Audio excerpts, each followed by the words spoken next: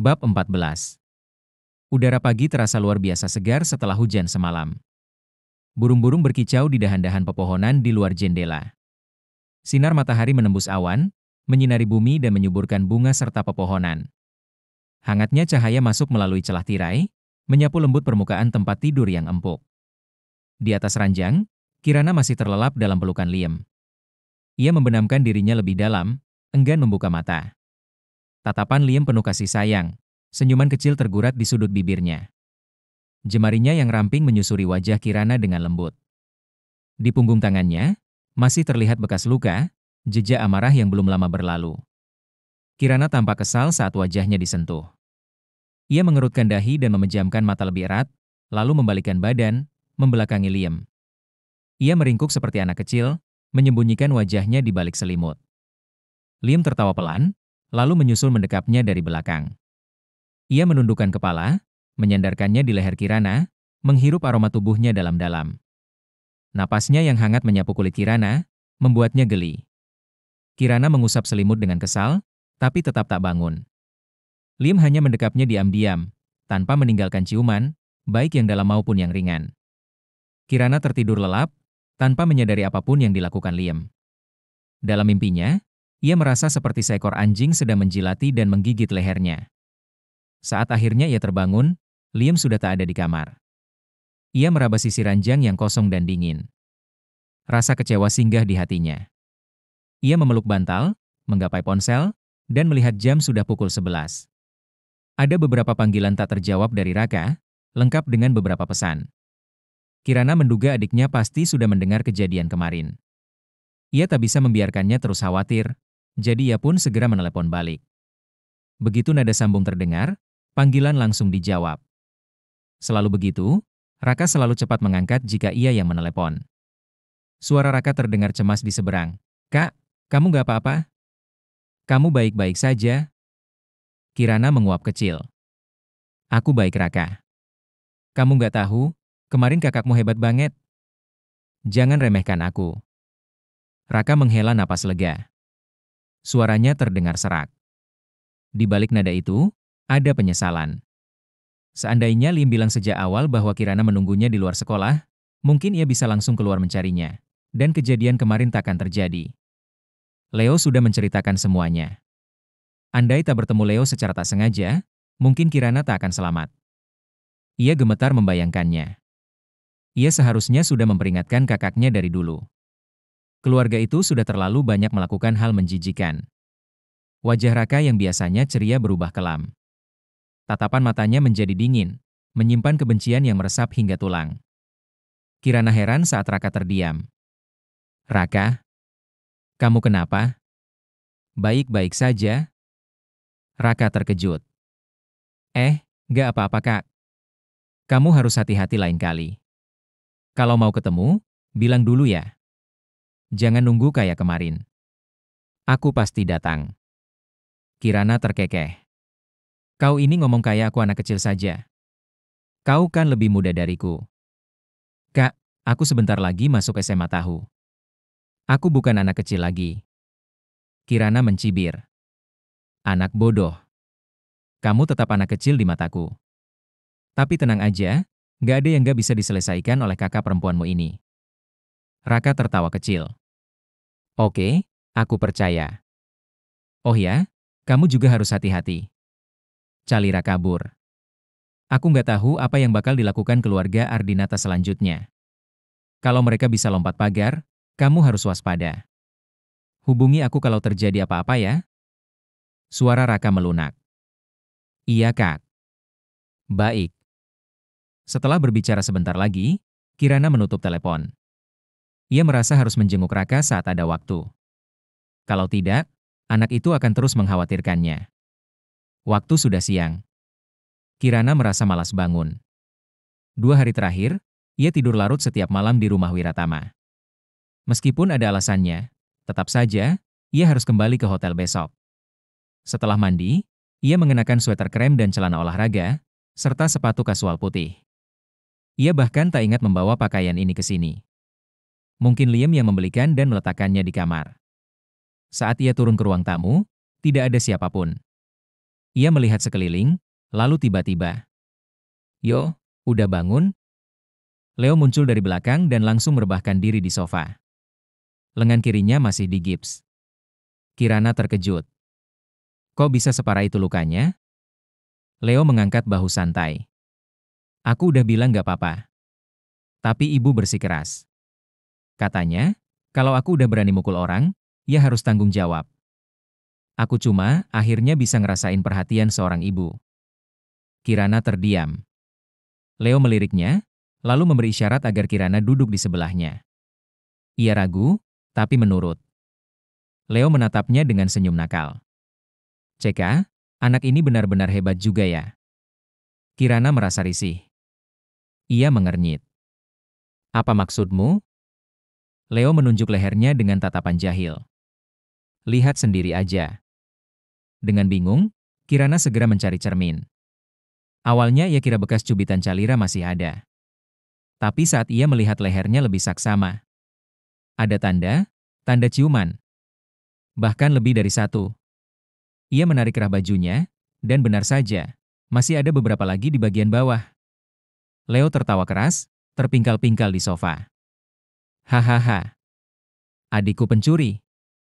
"Hahaha." Wajah Kirana memerah. "Apakah Liam itu anjing?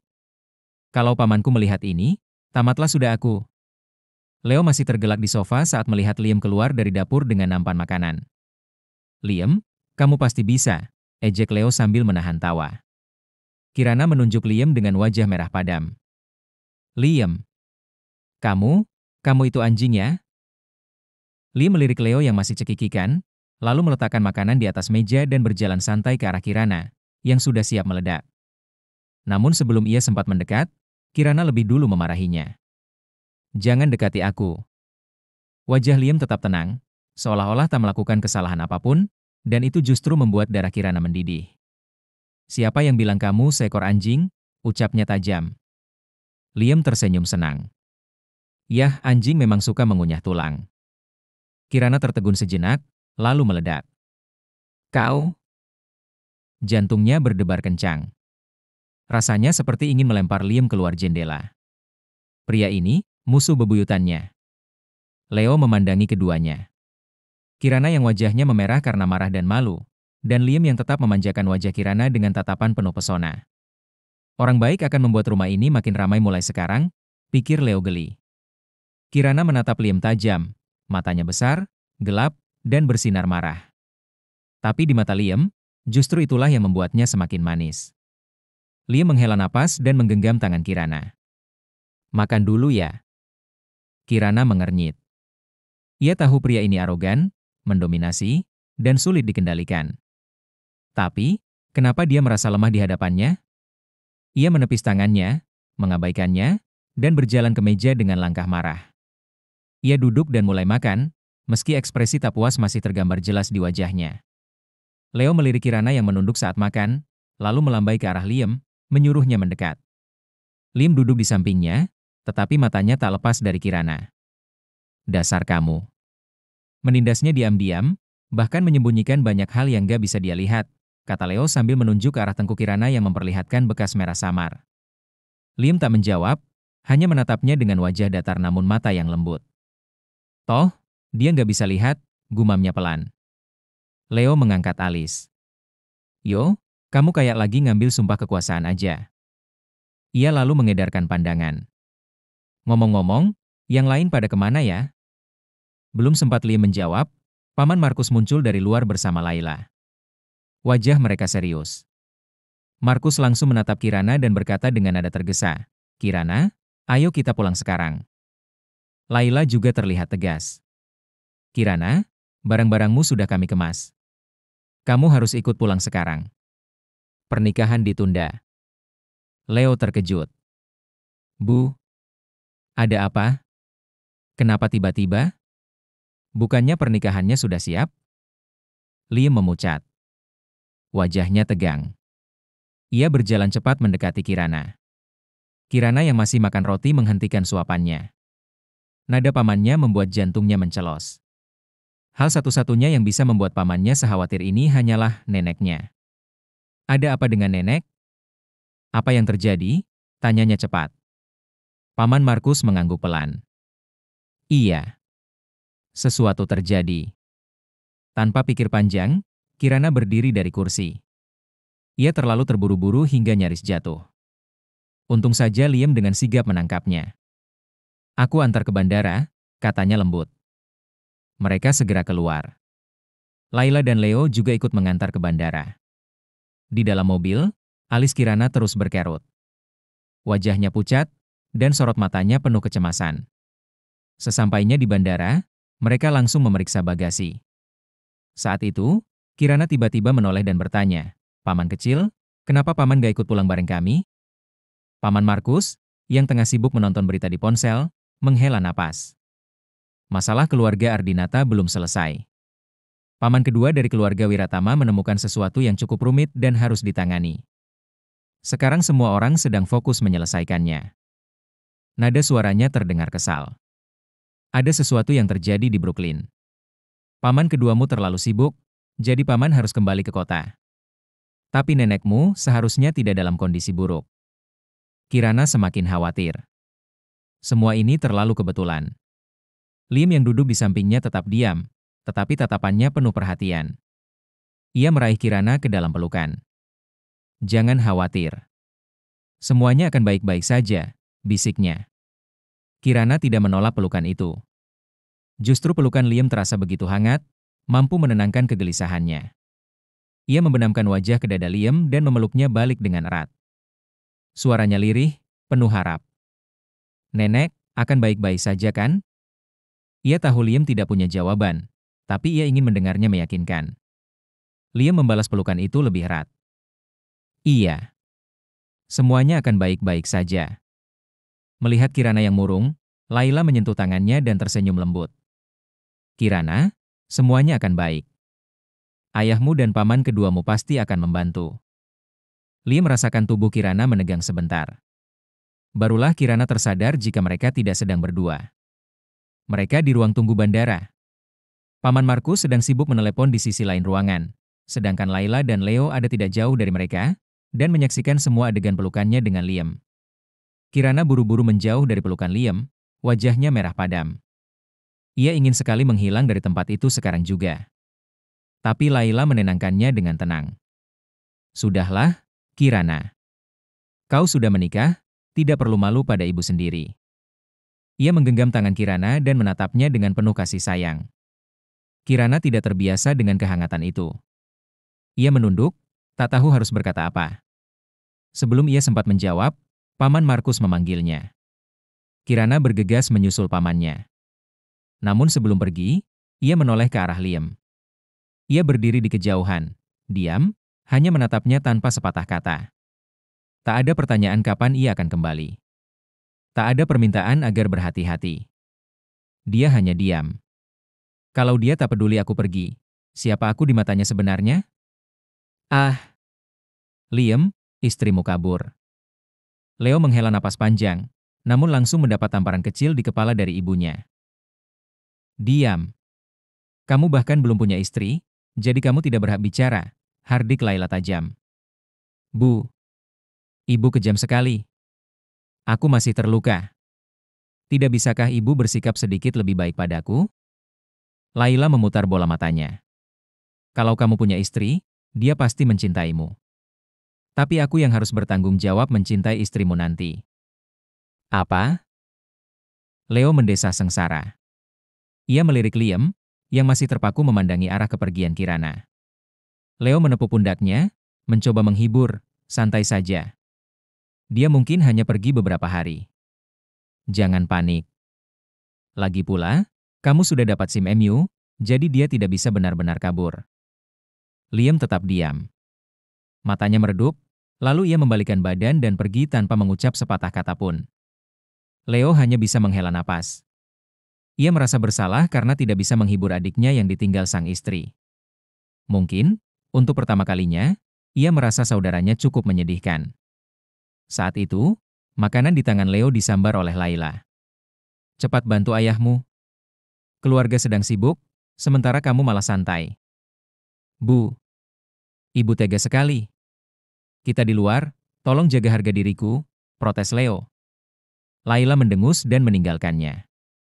Ia tahu Liam sedang kesal, dan sebagai seorang ibu, ia perlu menghibur putranya. Berbeda dengan Leo, yang selalu membuatnya naik darah.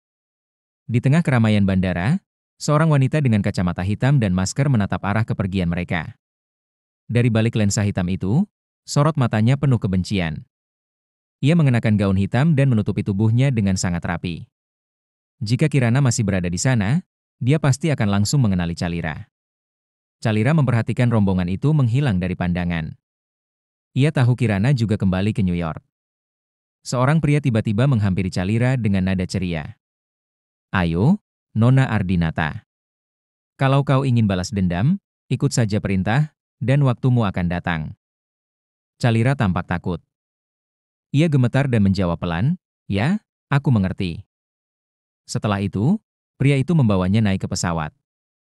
Di balik masker, Calira bersumpah, Kirana harus membayar semua ini. Kirana telah menghancurkan keluarga Ardinata, menghancurkan hidupnya, bahkan wajahnya. Jika bukan karena Kirana, keluarga Ardinata tidak akan jatuh sedalam ini. Ia seharusnya sudah menyingkirkan gadis itu sejak dulu. Aku pasti akan membalas dendam saat aku kembali. Sementara itu, pesawat yang membawa Kirana terbang di langit malam. Lampu-lampu kota tampak berkilau di bawah sana, namun Kirana sama sekali tidak tertarik melihatnya. Ia bersandar, tampak lelah dan muram. Alisnya berkerut, matanya gelisah. Hatinya dipenuhi kecemasan dan pikiran buruk. Sejak Paman Markus naik pesawat, ia akhirnya bisa duduk dan beristirahat sebentar. Kirana pun memintanya untuk memejamkan mata sejenak, khawatir pamannya akan langsung disibukkan setelah turun nanti. Meski ia belum tahu pasti alasan neneknya jatuh sakit, ia berharap ini hanya kebetulan. Tapi insiden di Brooklyn sepertinya cukup serius. Kalau tidak, Paman Markus pasti tak akan terburu-buru pulang. Ini bukan hal sepele. Saat tiba, asisten Jesse, sekretaris Paman Markus sudah menjemput mereka di bandara. Sambil mengemudi menuju rumah sakit, Jesse menjelaskan situasi secara singkat.